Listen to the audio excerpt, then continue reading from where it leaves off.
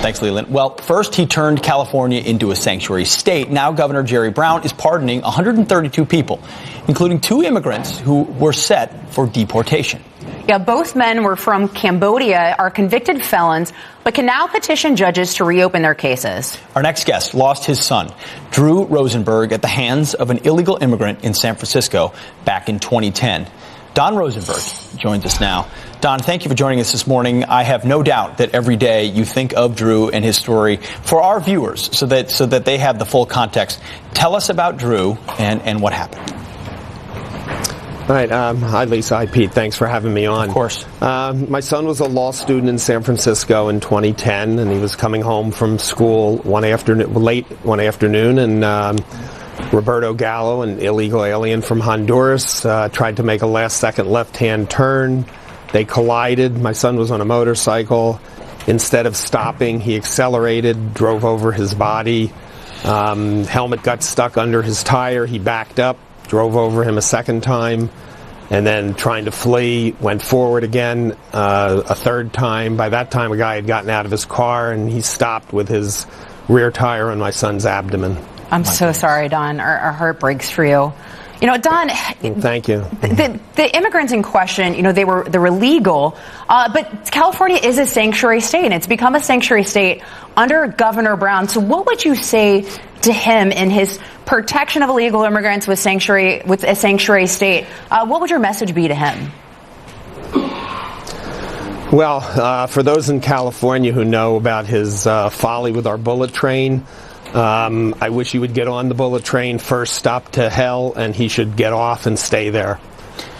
His concern for criminals, be they legal or not, is outrageous and has cost the lives of many Californians.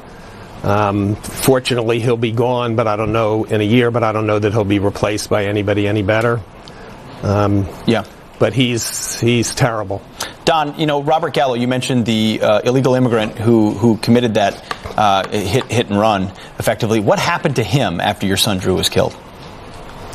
Well, he eventually was convicted. It started off as a felony vehicular homicide. The charges got dropped down to a misdemeanor.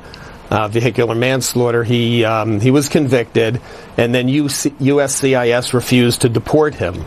Took me about 8 months, a long fight, a lot of help, and we finally got him deported. But he managed to stay in the country for another 2 years. He spent all of 43 days in jail for killing somebody. Don, real quick, but President Trump has put a focus on the victims of illegal immigrants. We don't have a lot of time here, but do you feel like you have a voice now? Well, certainly. I mean, when Obama was president, we couldn't even talk to anybody. There was no response whatsoever.